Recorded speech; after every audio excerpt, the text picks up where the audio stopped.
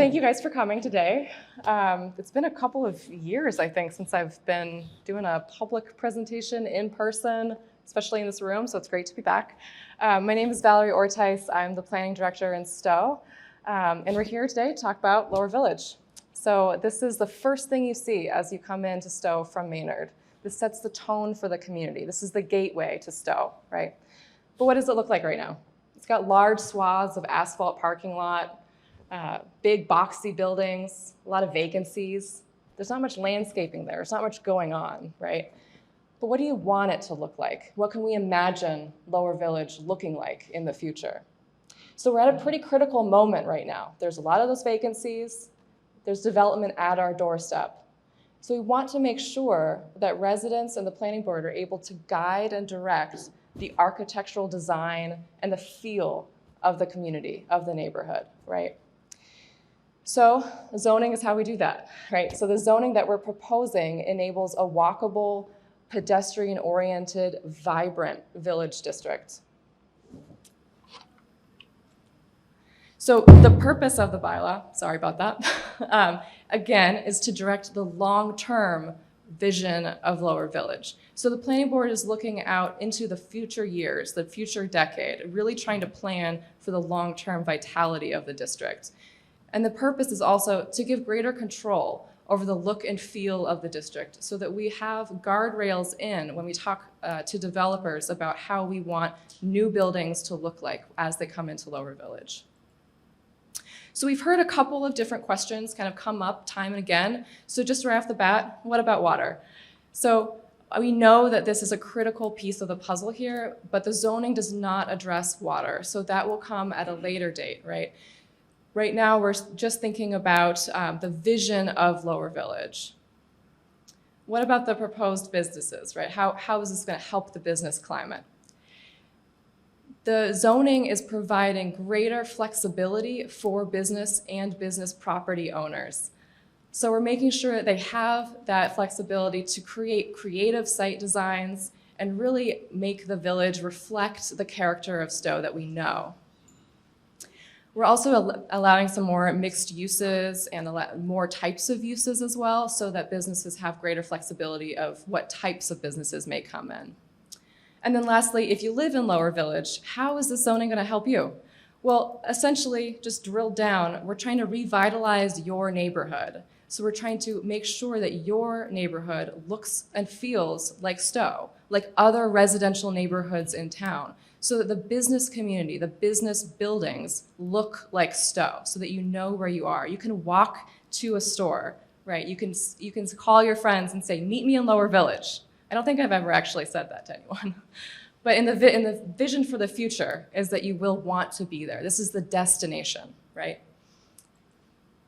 So I'll briefly go over some of the history of our planning efforts, the vision for Lower Village. We'll look at a case study of West Acton Village. We'll talk a little bit about why we're adopting new zoning and what the zoning says in it. And then again, we'll talk about some of the feedback that we've received. So the history of zoning in Lower Village and the public planning process that's gone into this actually does go past 2011, but I'm going to start with the last dozen years. So we've done our research, right? We've talked to consultants, we've learned about the economic climate, the market, what sales leakage we have. We've talked to residents about what they want the village to look like. We've talked to business owners, to commercial property owners, and found out what is detracting from them being more efficient in the village, what's detracting from the look and feel, what is the problem. So we've really synthesized that over the last few years into the 2019 Lower Village Revitalization Committee final report. So that document is really pulling together the past decade of research that we've done. And from that document, we've gotten the vision for Lower Village. So this is all statements and ideas that we've heard from you over the years. So Lower Village is going to be an attractive gateway to Stowe.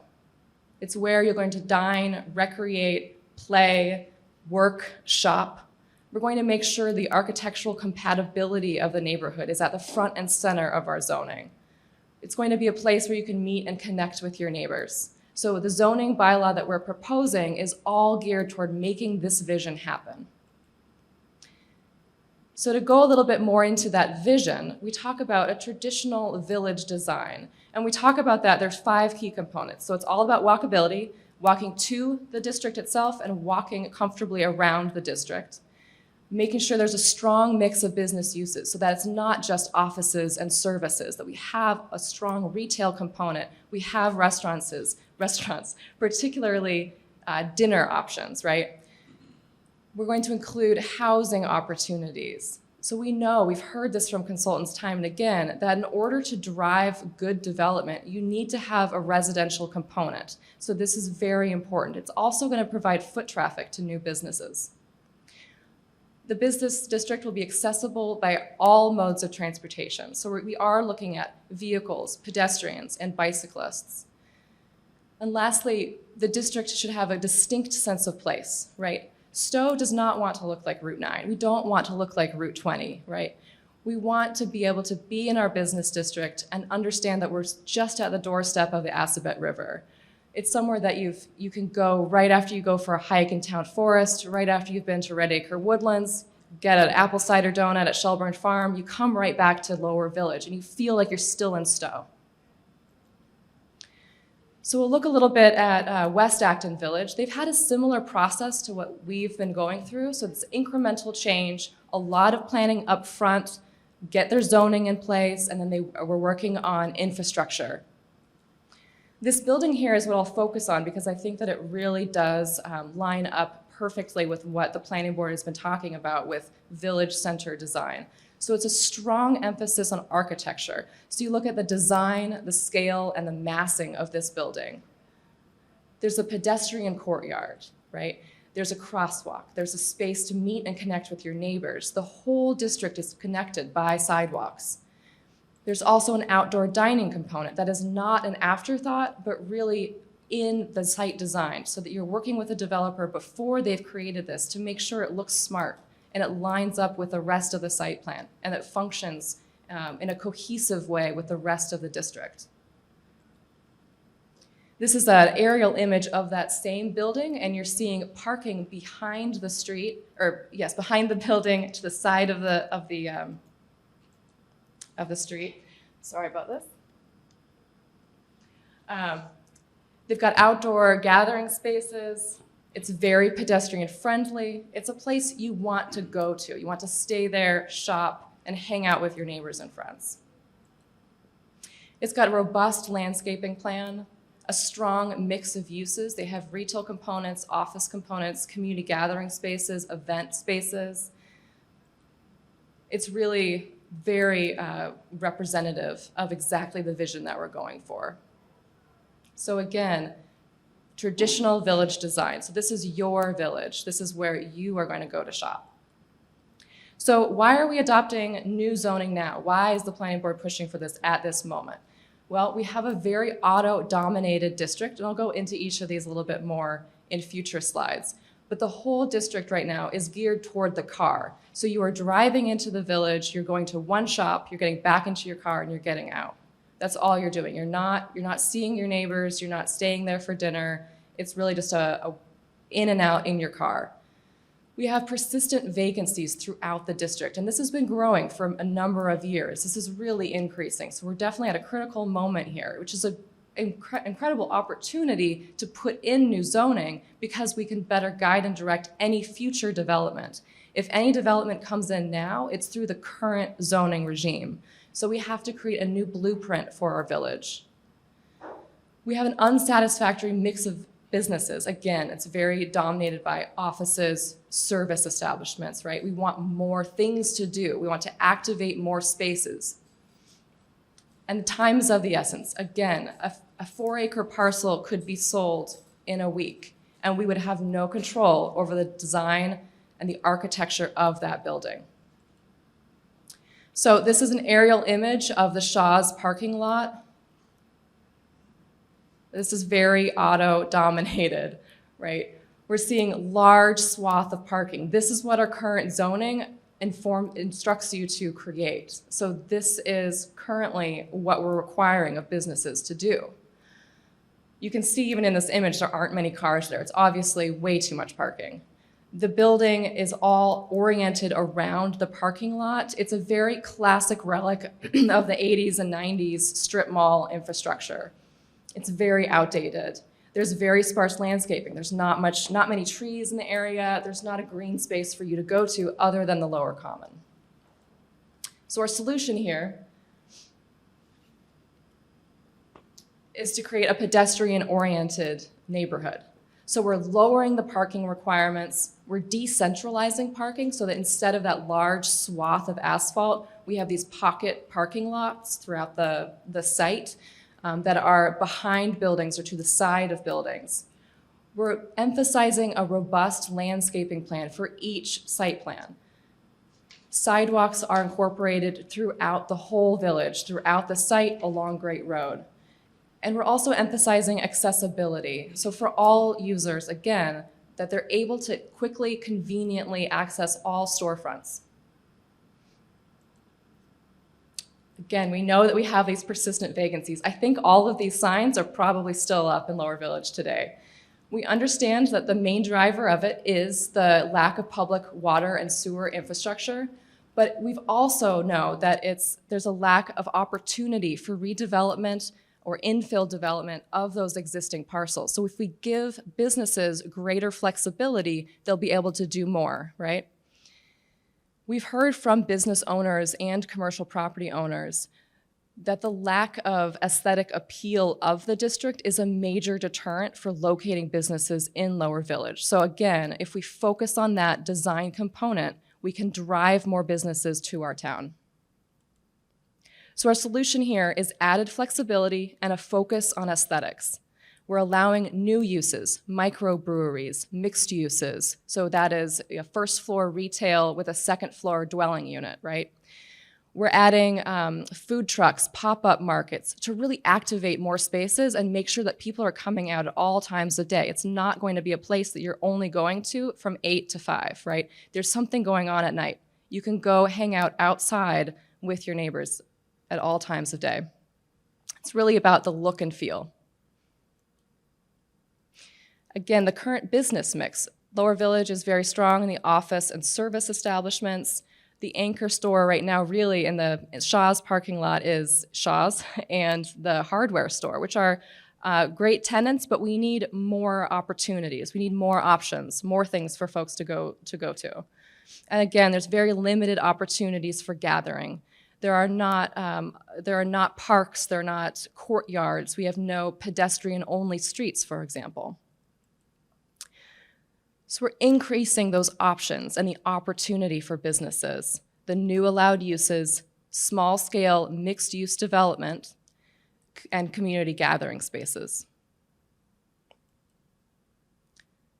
A lack of a sense of place. So if you were standing in Lower Common, if you weren't a resident here, you wouldn't necessarily know exactly where you are, right? There's nothing about it that really screams Stowe. You don't know that you're just right next door to the Assabet River, right? You don't know where you are. The architecture there is not representative of what you see in other areas of Stowe, what you see in Gleasondale Village, in Town Center.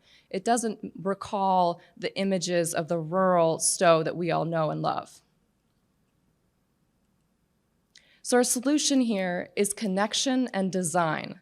We want you to come to Stowe, play in Stowe, go to Town Forest, go pick apples, go on the Assabet, and then stay in Lower Village. Come in, shop here. This is the gateway to Stowe. So again, we're very car-centric right now. We don't have many businesses because there are lots of vacancies. The businesses we do have are not meeting the needs of the residents. It doesn't feel like Stowe. And we're at danger of new development coming in that is not in line with the architectural and design standards that are put forth in this bylaw. So the proposed bylaw is very design forward. There's a lot of architectural and site design standards that are in there that make very clear to developers what we are after. These are just an example of the types of things that the zoning comments on. So we talk about parking, sidewalks, streetscapes, There's dimensional requirements, allowed uses, functional open spaces, so that means not just some lawn area, but actually some outdoor seating, a courtyard, sidewalks, things that people can actually use. And again, those architectural and design standards that are at the heart of the bylaw itself. So this is all through the special permit and site plan approval process through the planning board. So this offers the planning board, residents of Stowe, particularly abutters to the Lower Village, to have input in the design review process. So there'll be public hearings to get increased feedback because we know that each parcel in Lower Village is very different and has a very unique set of constraints. So we want to be sure that as developers come forward with new plans, we're able to talk to them about their site specifically. The bylaw supports local business. We improve customer accessibility both to the district and within the district. It's going to be visually appealing. So again, we've heard from business owners that they don't want to locate in Stowe because it looks the way it looks today, right?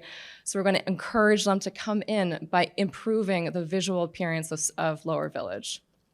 And again, we're adding additional flexibility so they can do more with their sites.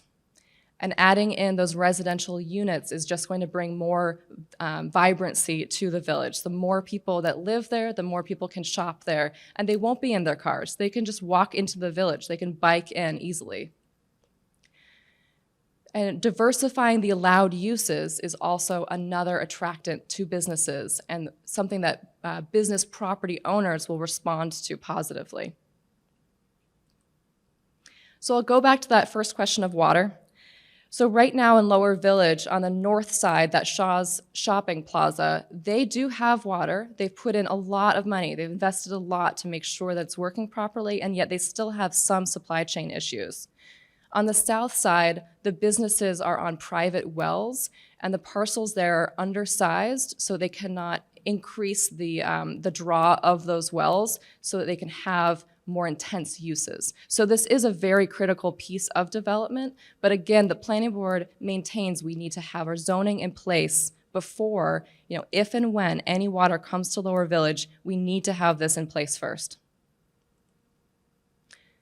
So I'll just end here, again, with the vision of Lower Village. We want it to be somewhere where you can welcome family, where you can welcome friends. You can easily and conveniently get there and access businesses. There's going to be small-scale housing opportunities, new allowed uses. There we go. Are there any questions?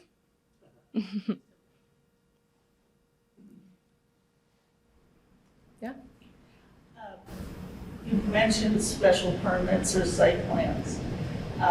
The site plans go to the building inspector the way I read the proposed bylaw. They wouldn't make it to the planning board. So my question is, if someone wanted to subdivide one of the larger parcels, it's an eyesore right now, what would their process be? What's the minimum lot requirement? How big can the lots be subdivided? And So who handles that process? Is it zoning board or is it planning board? So the question here is on process and who would approve site plan approval, and also what is the minimum lot size. So site plan approval will be through the planning board, and the minimum lot size, we will not have one in this current bylaw. So the rationale there is, again, to allow businesses greater flexibility. There is only a business will not go down to a size that is not viable for their business. So we're giving the trust to the business owner that they understand what their utility needs are and their infrastructure needs are. Yeah? I live at Meeting House, which is a huge population, actually, and residential, and I don't know. That's part of Lower Village, certainly. And I'm curious, I know there are other residential areas there, but I'm not that familiar with them. How many residential areas are in local Lower Village? I think of Shaw's as Lower Village and a few other places, but I'm not really clear what others are. So when I think of Lower Village, I think of Shaw's Plaza. So how many other residential places or whatever are in Lower Village? Because I don't even know how far it extends of 117. Sure. Areas. So the question is essentially, where is Lower Village? What is the district, right? So it is the Shaw's Plaza, but it certainly goes outside of that. So as a resident of Meeting House, you are within the Lower Village Business District. So the district essentially extends from Pompasiticate Street on the east, all the way down toward near Bradley Lane on the west. So it includes parcels north and south of that. I don't have an exact number of the residences that are within Lower Village, but yes, certainly everyone at Meeting House, Faxon Farm, a few residences along Great Road itself, Sam Prescott, those are all within the business district. Yep. Yep. When someone subdivides these, they take an existing building and modify it like Shaw's, put a second floor on and turn it into residential housing. I know what you're proposing has a number of units per acre for residential, but could they turn those residential units and the business parts of that into condos under the way this is proposed? So you could have several different owners in one building or on one parcel. So I don't think condos are identified. Yeah, that made me think of it. So the question is, with the mixed-use developments, could the residential units be condos? Could they be for renters or for ownership, right? And they, yep, and they all could be owned as condos. Yep. I just want to make sure. Are there any other questions in the back right now? We're dominating here. I just had one along the same question, so maybe I'll throw it out there. And if I read everything correctly, there wouldn't be any rental type, like hotel properties within this village, right? That was one of the things that would be excluded from the zoning. So the question is, will hotels be excluded? And that is correct, yes. Yeah. If I could add on to that too, and then rentals in multifamily for rent housing would also be excluded, or? So the question was about multifamily rental homes, right? If there is a pre-existing home that is multifamily, that would be grandfathered in. We are not allowing freestanding residential structures. Right, so mixed use, so if you imagine like Maynard Crossing, right? So they have all those businesses in the front with a lot of apartments in the back, and they're calling that a mixed-use development. But what we're after is a true mixed-use development. So in one structure, retail and residential. Right. Approach. And then is the planned housing going to include any, so that I would assume then any residential component would then be exempt from any state or federal mandated incremental housing for low income, moderate income, under, low market type of sales. Yeah, so the question. I'm asking for specific reasons, so I'm going to just follow up real quick. Sure. Because I think we'd all want to understand there is that element, like if we need to meet the, any state or federal mandated element, there's obviously a taxation issue that comes in the backside. We're just interested to hear if we have that requirement, and then what does the town plan to do about meeting the requirement, and then how is that, the cost of that spread in terms of the tax, the tax burden? Right, so there's no direct cost. So the question was about inclusionary zoning and whether residential units that would be created through the mixed-use special permits would include inclusionary, and if there is a tax or a cost burden on the town for those units. So yes, the residential units would be subject to inclusionary zoning. So if any more than 6 units are developed, there would need to be at least 1 unit set aside. There's no invoice that comes in from the state for us to pay for that unit, right? It just gets added on to our subsidized housing inventory. Yeah. And then all of the development fees, that's just the hit a developer would take then? That's correct. Okay, thank you. Then that's great. So nobody's probably gonna come up with a 6-unit development there. Get around that. Okay, thanks. Mark? Got a couple of questions. One is microbreweries, dry cleaners, and print shops that are going to be allowed in the lower village, according to the zoning bylaw, is correct today, what you're going to propose. My question is that where's all the waste going to go? These create really bad contaminants go into the ground. How is that going to be contained? We don't have, there's no, I don't see anybody looking at where the wastewater is going to go from these places. The areas are not big enough. Even the buildings that you show, they're huge buildings like in West Acton, and they've got towns without sewer and water. Without the town having these things, you talk about the urgency of having this done ahead of time before water. How long does it take to get a zoning bylaw changed? One town meeting has changed. If the business owners decide they want to put water in the lower village, and they come up to the plate and say, okay, I want to propose a development over there, the zoning laws can change very easily to propose a change before, without having to say, well, Okay. I want to put the cart before the horse, so Yeah. to speak. So So- that's what you're doing right now. You're making the changes to try and make it more reasonable for them to come out and do a project, because you're going to propose water someday coming in. But who's going to pay for this water? Okay, so I'm hearing a couple of questions. I want to stop you right there. Okay. So the first question is around how do we ensure that future developments are appropriately handling their wastewater?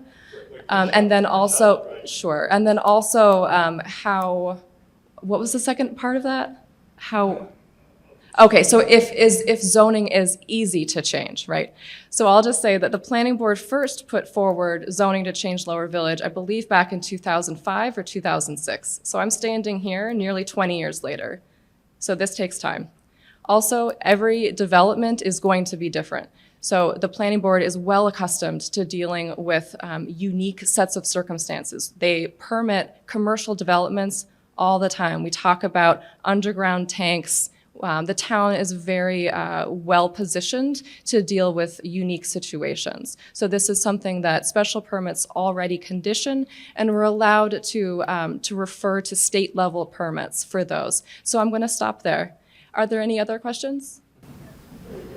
Oh, sure. When you go in for a subdividing a parcel, for example, I have a 3-acre parcel or 4-acre parcel, and I want to turn it into 2 lots under residential zoning.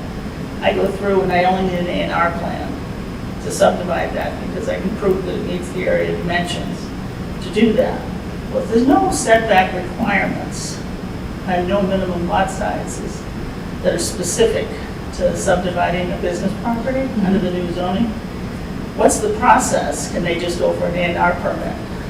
So the question is how, with no dimensional requirement, strict dimensional requirements, how would a building or how would a property owner go about subdividing their parcel? And it would be through the approval not required plan process, which is through the planning board. Again, a property owner, of course, may subdivide their parcel so that is unviable as a business, right? But that would be to their own economic disadvantage. Yep. Have you thought about traffic changes or whatever that need to be, right now 117 is the main road, and that can be very busy, especially at rush hour and such. And have you thought of any changes that might need to be there? And specifically, and I know this is an old issue, and meeting else has brought it up before, it's very difficult at traffic time to get out of Elmridge Road onto 117.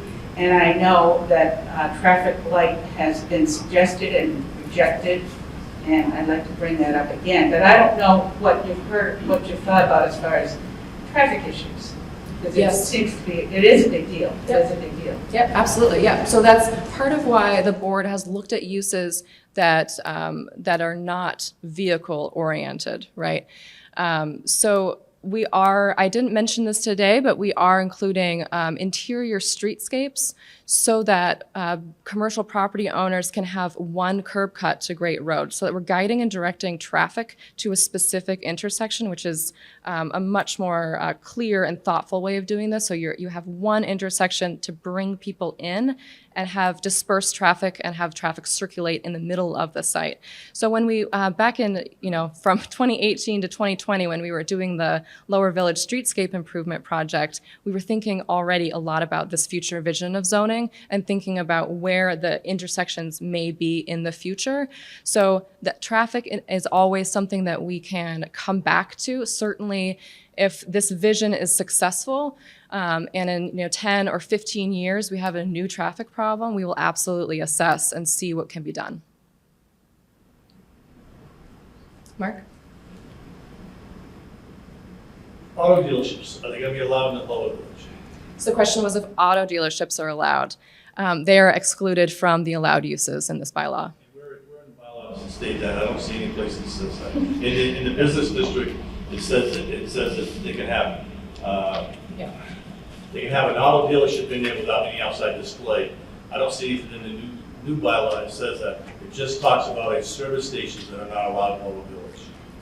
Right, so there will be an allowed use table we're gonna add to that says exactly what is allowed. So motor service stations, gas stations, detail shops, car washes will not be allowed. So it is described under section 3353, part B at the end, and we'll go through that in more detail when we do update, as part of this package of zoning changes, when we do update that table of allowable uses. So any existing motor vehicle service stations or car dealerships would be grandfathered in. So Yes? Go ahead.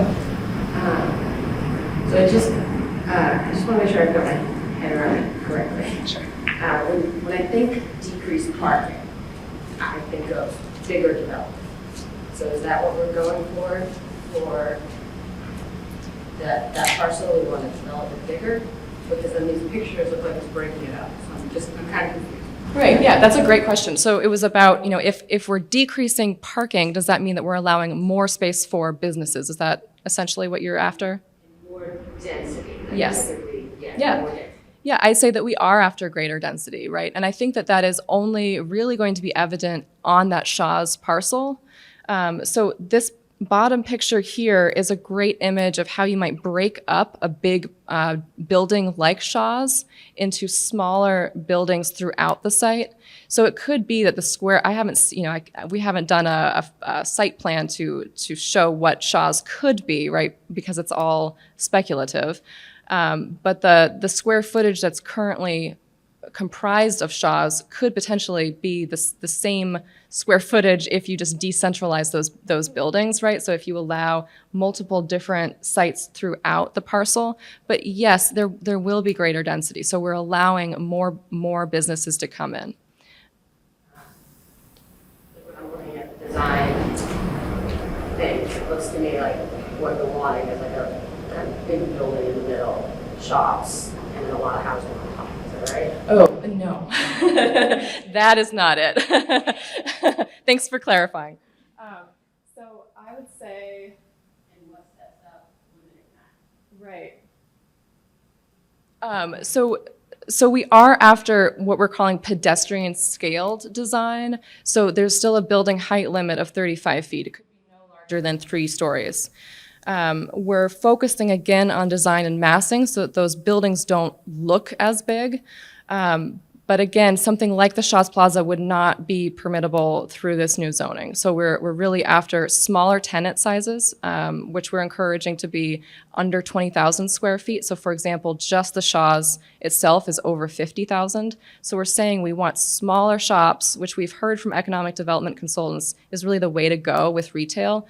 So we're not after just a big building in the middle of the site, right? It's going to be a little bit more like West Acton. If you've ever been to the Harwich Town Center, there's little buildings that have the small scale mixed use, a couple one or two tenants on the bottom with one or two units on top. So small scaled, but we're trying to bring the buildings forward to the street so that you can easily access it as a pedestrian. So you get more of that village feel. Yeah. Is the town looking to buy the parcel? So typically, I feel like this level of kind of character design, be in, like in places like Somerville or things where they've come in there, the city has the parcel, and then they send out the call for proposals from the developers. Get a little anxious on putting that into the, like, is there a plan to buy the parcel or obtain the parcel, or what makes it that we're not looking at the numbers to make sure if there's not a lot of housing on it, how does the developer pay to do it? Right. So the question is about whether the town would take site control to ensure the vision happens, and then are we sure that owners are compelled to produce this vision, right? Right now I see, like, is the development, or is this the current parcel owner? Are they looking to do this? Like they're wanting to get the zoning? So I can answer in a few different ways. So the short answer is no, that parcel is not for sale. The town has not thought about being the site owner. So the zoning bylaw, again, puts in these guardrails, puts in the blueprint to make sure that the vision happens. Without that, if it's not in the zoning bylaw, the planning board can really only suggest or ask for changes to be made to a site plan. So with the zoning, we have a stronger ability to say, no, you need to have your parking look this way. No, you have to have the building have these design components. So there's a lot more strength behind it. We have taken this to third-party consultants to make sure that this vision does produce, or the text of the bylaw does produce the type of development we're looking for. And more on that will come next week, Tuesday, March 28th. We'll have our consultant at the planning board meeting to discuss a little bit more about what the bylaw does produce. And so we've talked to these consultants over the years as well, just to ensure that this is economically feasible. However, the planning board does not have control over the market. So again, we can set up the zoning, we can do what we can, but there is an extent, there is a limit to that. So we do have to hope that the market will continue to allow this kind of development. But we have heard from folks that it's the mixed use development allowing the residential component that will help drive the development of the businesses. Okay. Mark? So for argument's sake, if the car dealership, whose property is about 4¼ acres, were to decide to sell that property after these bylaws were enacted, basically, they can't comply with anything that you're requiring because there's no town water. There's no water of any kind supply over there, just whatever they have now. So how does it affect businesses? And I'm going to use that particular parcel because one, it's cars, and we don't really want cars in the Lower Village. And two, it's always been kind of a slum area in the back of the property, poorly maintained and everything else. But the question I have is, how is these bylaws being changed today going to affect that property for the future? Because until water gets in there, what can the planning board require them to do with these new zoning bylaws without water? Right. So everything that we've discussed today, right? So I'll get back to this list. I think that might be along the lines of what I was saying also, like are we trying to create the person there to sell? Or have no place to go? So they could, I know that property owner has actually gotten gotten interest in his land recently. So if someone were to come today and redevelop that site, there'd be very limited opportunities. There's certain dimensional requirements that they'd have to abide by. They'd have to be a certain amount of feet away from the road. The building could look essentially exactly as it is today because there's not the architectural or site design components. There's no strong landscaping requirement. There's a higher parking requirement. They, of course, could continue to be a car dealership. The use would not have to change because it's currently in existence. So when we get this in place, though, if they don't have the water to do a restaurant, they still may wish to come forward with a better design, which is exactly what we saw right next door to that parcel. So the former Beef and Ale is about to be redeveloped, and we've been able to work with that property owner, partly because he's a resident of Stowe and he cares very much about the town. But we've shown him our visual preference surveys, we've talked to him about design, and he is gonna come forward and put in a new building there. So that's the best case scenario. We cannot choose our developers. So there is a risk, because anytime a building turns over or a property turns over, they could simply put in a new building there that's gonna be there for 20, 30, 40 more years, and we're stuck with it. Has the Board of Health reviewed the zoning changes at all to see how it would affect water and sewer? So the question is, has the Board of Health reviewed the bylaw? Yes, the bylaw has been provided to all departments in town. And, I think Somerville was mentioned here before, right? So if a city like Somerville can handle a little bit more density, can handle water, septic, right? We can do it in Stowe too. They have town water and sewer, though. We're all Okay, so- working under the same state laws. Yep. They're more worried about sewerage than they have water.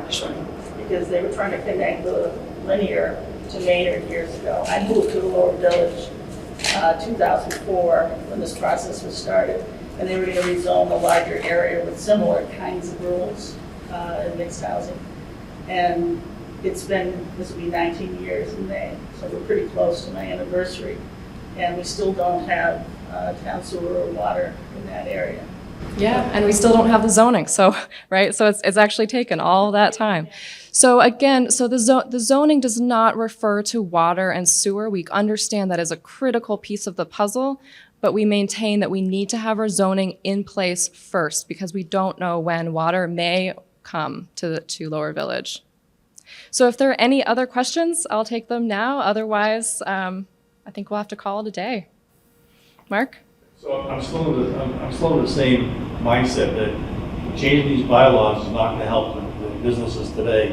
And, it could take 10 years for these businesses to for the town to get water, or for get the residents to agree to pay for water, because I don't think they're ever going to agree to that, because everybody's on their own well. Okay, so is there a question about the zoning? Yeah. So the question about the zoning is that, how is this, I still don't understand this. By changing these bylaws now, what you're gonna do with businesses like the car lot, who's gonna say, okay, well, let's sell the property. They had a landscape company that was looking at buying Presley's property, and obviously you don't have a landscape company over there. But with the current bylaws and the future bylaws, there's nothing there that says they can't continue on as grandfathered property. So I'm puzzled at how this is gonna help anything without having the water. I just don't see it. All right, thank you. Are there any other comments? Just my one comment would just be, I love this vision, and then the questions are like down the line of like how to actually make it happen. And then one of the things I get a little concerned about is I feel like a lot of it is maybe like what brings the developer in to do it, and what makes the businesses have freedom to want to have like few businesses there. And I get a little anxious just because it's already emptying out. Right, I would just say that we're providing them with more options so they can do more with what they have. I mean, certainly nothing's gonna change if we don't try to change our zoning, right? It's just gonna keep going the way it is now. So we do have this vision, we put it in a new zoning code, and if it does pass, then we will get to that vision. But we certainly won't if we don't approve the zoning. So thank you all so much for coming out today. We'll have another forum next week on Tuesday. Can I take your question after? Okay. Thank you all so much.